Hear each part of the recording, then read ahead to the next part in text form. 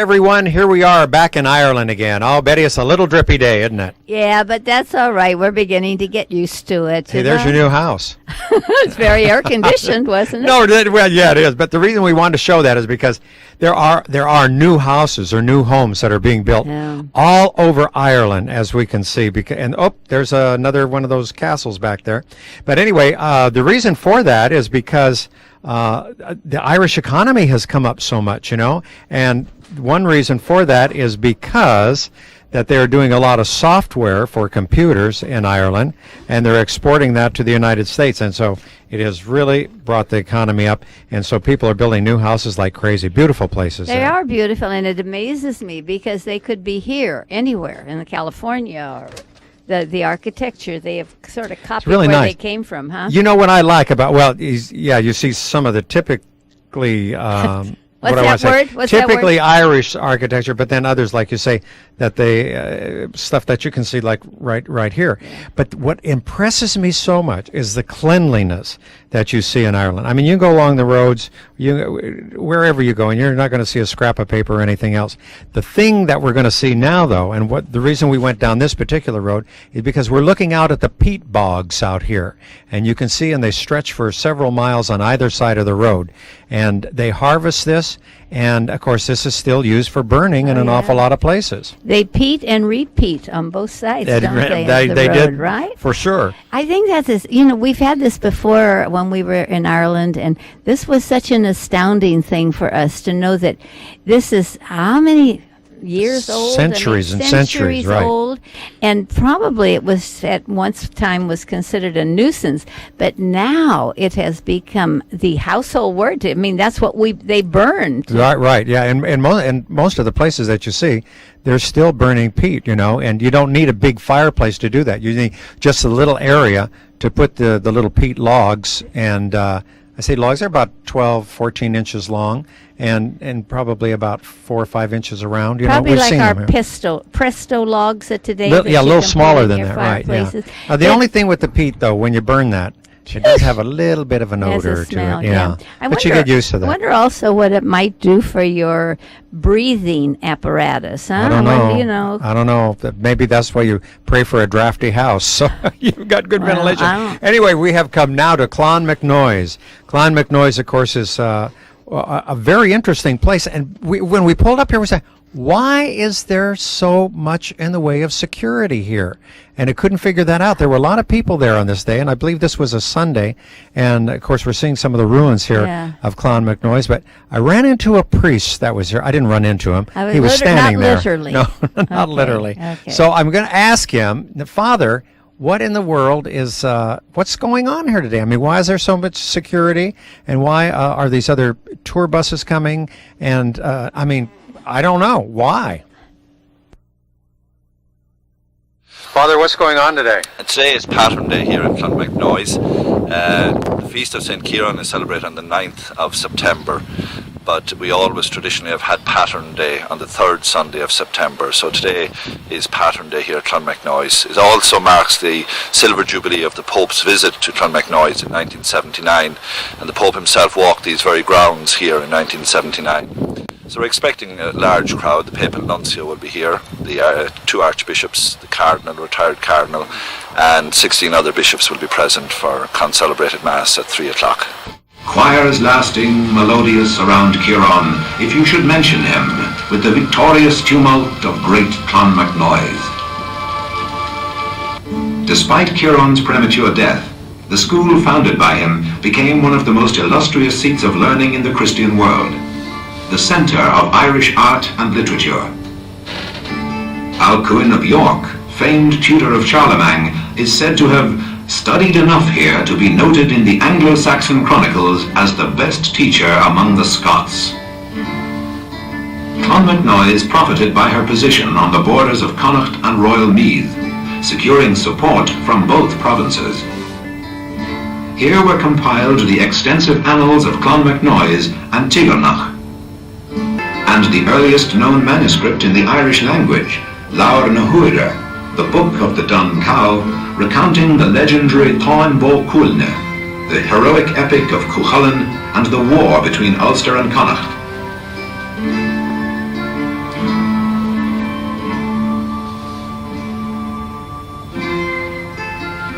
Apart from academic work, artistic activities flourished. Goldsmiths, silversmiths,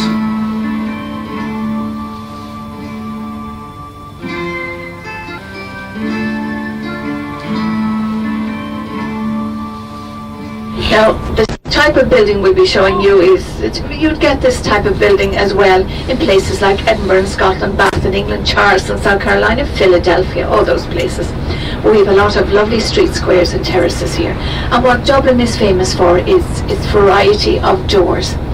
The planning laws were very strict. You'd ask your architect for a type 1 up to a type 4 house, and he knew exactly what you were getting, depended on the size, the number of windows, etc.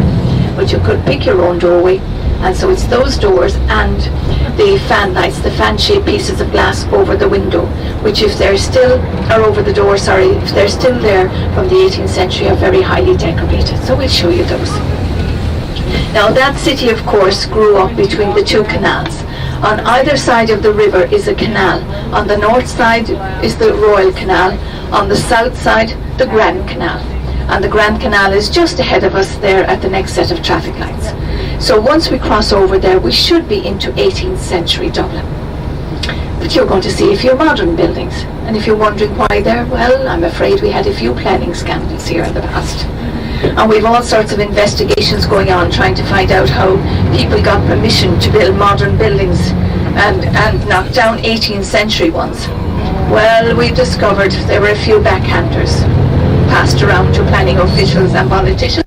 And as we say here, they got brown envelopes stuffed with money. Now, not brown bags, otherwise the country would be bankrupt, but just brown envelopes. So brown envelopes became a bit of a joke here in Ireland. If you ask someone to do something for you, they'd say, yeah, I will, but I'd need a brown envelope for that. Or I'll take my money in a brown envelope. So brown envelopes were a big joke here. So this is the Grand Canal here, and it's no longer used as such, but it stretches down to the centre of the country to join the River Shannon, and at the River Shannon, the railings around each of the houses, you can see gateways and the railings leading down the stone steps. It's down those steps the servants went. Servants and deliveries, actually, they wouldn't be allowed in the front door. That was for family and friends only. I'll tell you about their life a little bit later. But on the right-hand side here at the traffic lights, we have the American College in Dublin, associated with Lean University in Boca Raton in Florida. At one time, that was the home of Oscar Wilde, the famous Dublin writer. And just inside the railings of the park, we have a fine statue of him here, gentleman at leisure opposite his home. Two figures in front of him, pregnant female is life, and the male torso is poetry. And people have picked their favourite sayings from his works, and they're inscribed on the pillars under the figures. One saying that's very popular in Dublin is when he was leaving a party one evening, someone asked him if he had a good evening, and he just replied, "Oh yes, thank you, I did have a good evening, but this wasn't it." Now, admitted, we all know how he felt, but we might have the customs officials would be too happy with that answer. Now, we're just going around the corner here to show you it'll be on the right-hand side, behind the first set of trees here. Now this is the one because George Bernard Shaw used to hate school, I'm sorry to say, and he used to hide out here in the gallery of all places, and he never forgot it and left a share of his royalties to it, so they've done very well over the years. They have a growing collection of European paintings and quite a good collection of Irish paintings. And every time, My Fair Lady goes on, they can go shopping, which is rather nice. Now that's open there today from 10 to 5, and it's absolutely free, and it has one of the nicest little cafes in the city there, if you wanted to wander around there. It's only a stone's throw away from Trinity College. I will show you where that just behind the sign on the right-hand side, you'll see that coloured sign saying colours, is the Natural History Museum, known to every child in Dublin as the Dead Zoo. They're all sorts of dead, and the name doesn't transfer now onto those white buildings. Those are government offices there. And Betty, as we turn the corner here, we see these beautiful Edwardian houses, and of course the doors that we're seeing here. I bought a couple of posters while I was in Dublin, and they're just pictures of doors. Some of these doors, of course, that we're seeing right here. But aren't they beautiful? I adore them. I just adore them. Well, thank Well, you. that's You're okay. a good audience for me. Okay, you know I'm that? glad that you do. I appreciate Anyway, all different that. colors. Now, as we can see, as we're going down the street here, there's a level, street level, and then we can see that there's a level downstairs. Looks like sort of the basement. Well, the basement is where the servants, that would be their entrance, and the trade people's entrance would go down there. They wouldn't go through the front door that we see right here. That was just for the families. Now today, we probably could not afford to buy one of these for your home because they are very, very expensive. And so we see mainly offices, attorneys' offices, and other offices that we see here. Actually, some national companies actually have taken some of these too. And you can see that the width of these houses are only about 2 windows wide. Some of them are a little bit bigger than that, but not. But they very have many of them. depths to them. Yeah, they do. Yeah. So it's not it's not just a facade. They go deep for Right. the living And quarters. They and do. But things. and as you look, you get a little optical illusion here because as you look at the building and you look up in an upward direction, you see that the windows become a little bit smaller, thereby making the building look like it was a lot taller. Now, in this particular area that we're looking at here, and it covers quite a bit of area, there were several writers and poets and musicians that were world famous. In fact, one of them that lived here was George Bernard Shaw. Oh, I bet he had some great quotes, right? I was saying you really led me into that. God bless you. I just love what he had to say. He was talking about a specialist, and he said, the specialist learns more and more about less and less, and in the end knows nothing about, he knows Everything and in about- the end, he knows everything about nothing. nothing, right. That's the Irish in me. I always follow up those the stories and jokes. That's okay. You got it right. But in the end, I got it right. In the end, you got it right, But that yeah. was the punchline. And in the end, knows everything about nothing. Okay, That's a but specialist. next time you tell it. I'm Oh, sorry. I like it. I think I it's very think great. it's wonderful. Anyway, he was just one of the many celebrities that have lived in this area. And of course, there have been many Irish writers that, as we said, lived here, and of course, were very famous in English literature. But we're going to approach one area here where there is a famous door, and in fact, the whole, like Betty says, the facade is actually covered with sort of this ivy or this wonderful plant. So we're going to listen to our guide as she explains about this particular door. Now we're going to turn left here at the top to show you one of the most famous doorways in all of Dublin. This is a lovely black and white doorway, number 46, and it was decorated for a visit of one of Queen Victoria's sons. They divided the doorway in half, put a servant on either side so the prince could stroll in. Now, can we stop for a second there? We don't know if the prince was impressed or not, but we certainly hope he was. Well, I'll tell you, that is a beautiful door, and it looks like that couldn't be one of the servants because they're not. No. You notice the Hardly. plates on the side, the plaques on there. There's probably several businesses that are located now in this very, very Did you arrange famous that for her house. to go up and ring the bell just so that you could put that in this No, picture? we're on the bus. Is that the door that had 2 doors? Yeah. And that was for the prince, Uh-huh. and they had 2 servants standing on Right. either side of it. Yeah. So he could never sneak in at night because I there don't was think so. it Yeah, was awful. And you know what? I don't think they had any alleyways there either. No, so whenever he came in, the Right. prince came in. Boy, the queen heard about it the next morning. Yeah, then this I is- presume. This is just one of the many parks that we find in the city of Dublin. There's one right, this particular park is right in the main part of it, and across the street is Oscar Wilde's house. This is that not the picture of it, but beautiful? we'll come back to it a little bit later on. Yeah. But you know, Betty, it's so beautiful. You asked me a question before we started the show. Oh, this is the Lord Mayor's house, by the way. Okay. Yeah, Did we and, stop and have tea? You said, you know, where did the Irish come from originally? And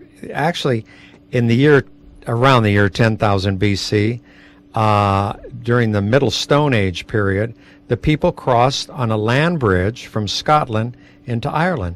And that's how the Irish came to be. I don't Isn't that think the something? Irish should be interested in that. 10,000 BC. Now, that's a Nice. lot of years ago, right? Yeah. Anyway, we'll catch you up to date on some of the other things that happened. But now let's listen to our guide. You'll see the front of Trinity College. Now, Trinity was founded in 1592 on the orders of Queen Elizabeth I, Dublin. While people feel it's block upon block, and the some more of his grey concrete buildings, just two.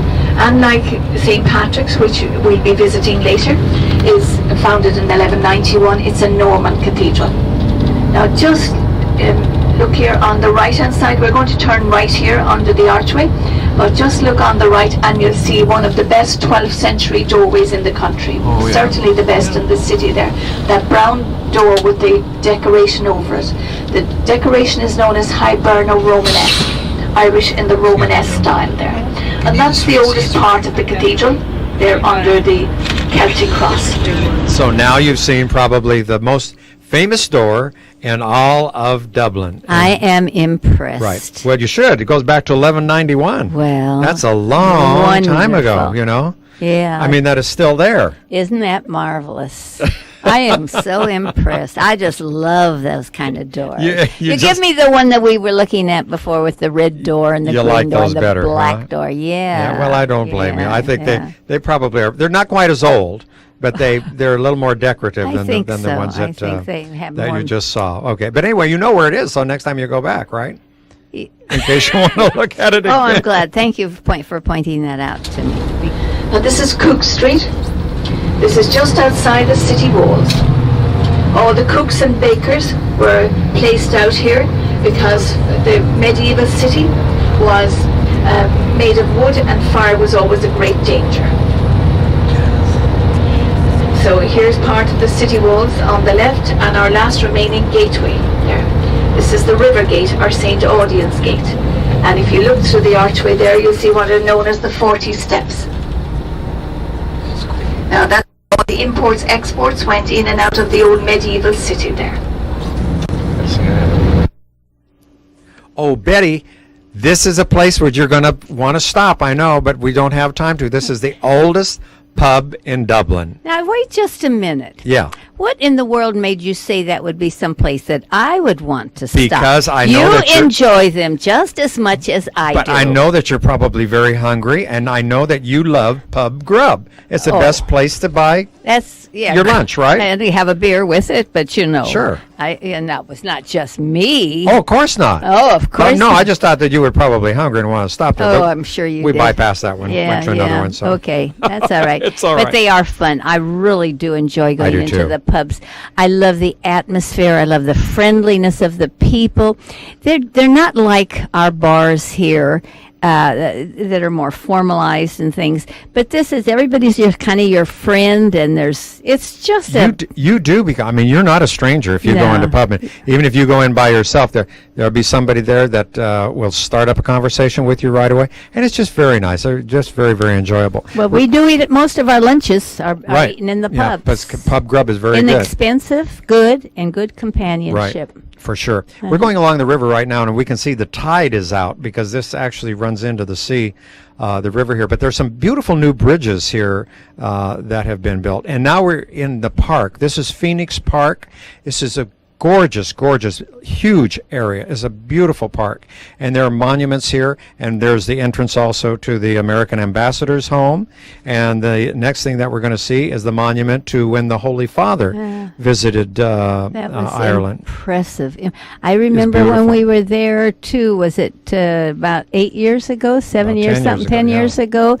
And it was still everybody up, just excited about his visit. Right. Yeah. And there we just saw a moment ago Oh. the White House. That is not our White House. That is the place where the President of Ireland lives. And What the the President heck of is that Ireland thing?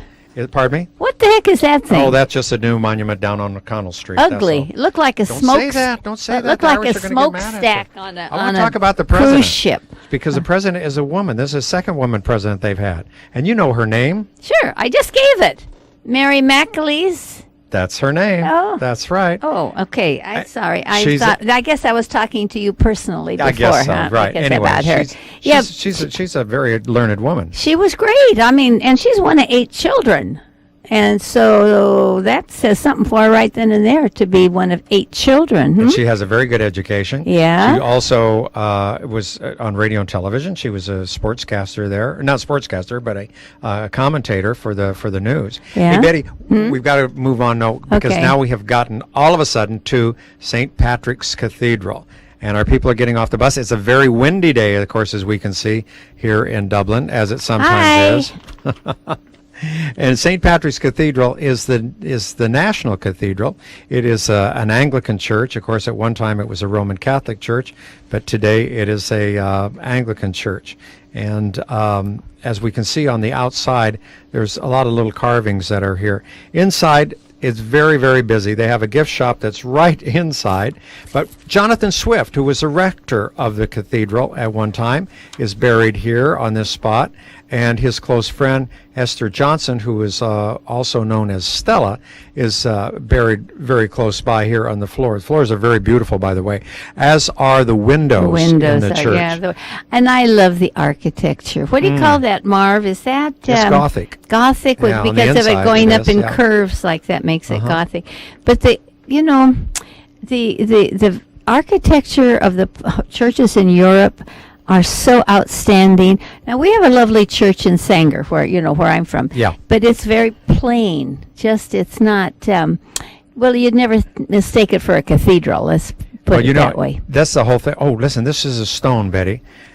St. Patrick did baptizing right outside the church before this big thing was built, and there was a well out there.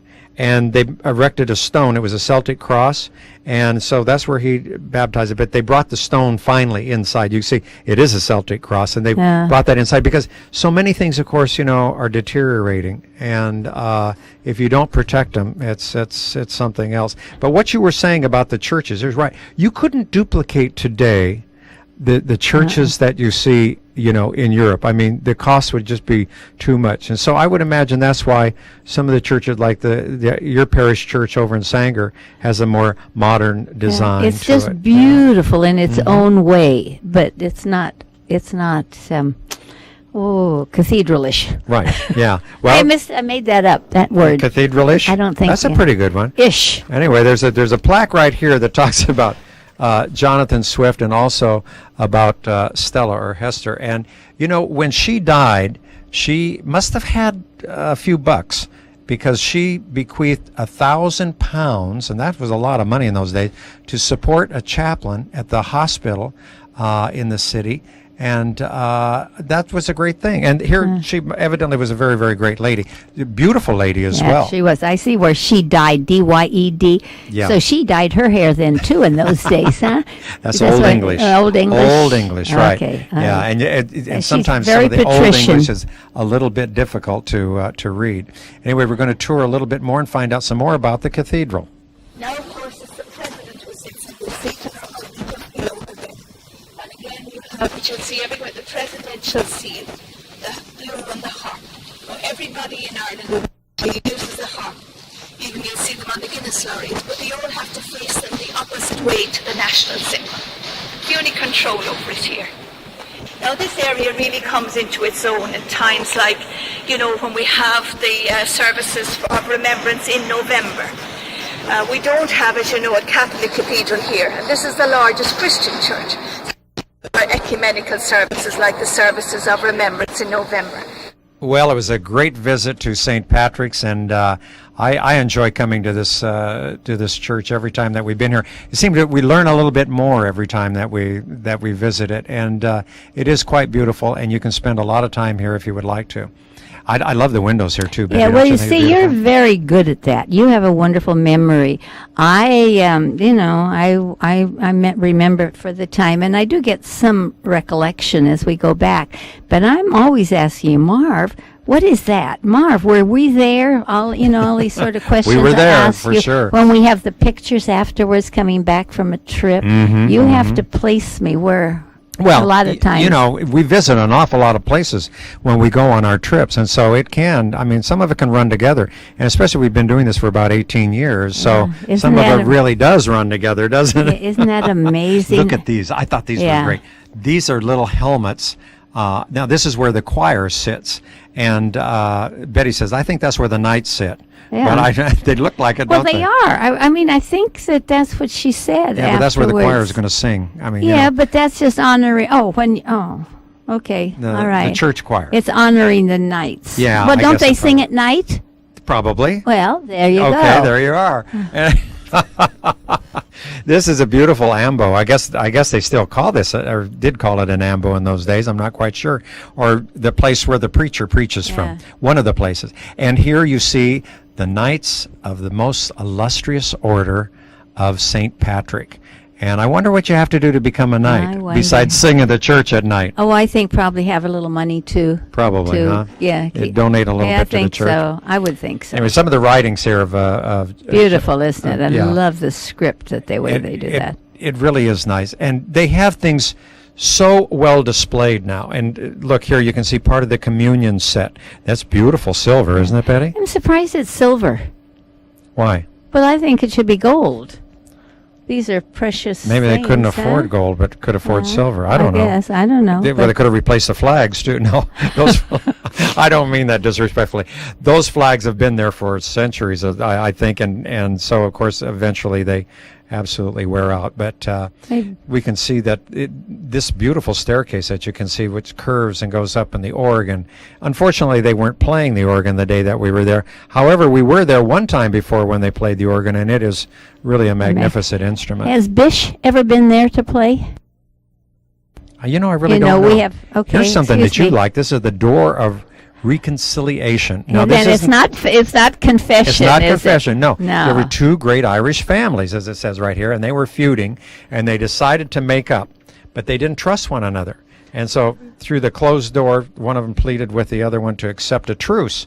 Suspecting treachery, he refused to let Mr. Fitzgerald inside. So Mr. Fitzgerald hacked a hole in the door, and he jammed his arm in his hand there so that they could do a handshake, and so this became the door of reconciliation.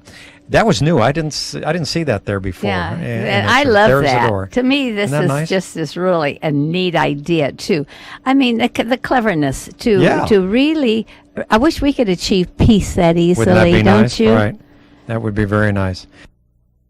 Well, Betty, that sort of wraps up our visit to St. Patrick's. And if you're interested, folks, in trips we have coming up, give Betty a call at 559-488-7443. And Betty will be happy to send you information on those trips. We want to thank you for being with us. See you next time. Bye-bye. Bye-bye.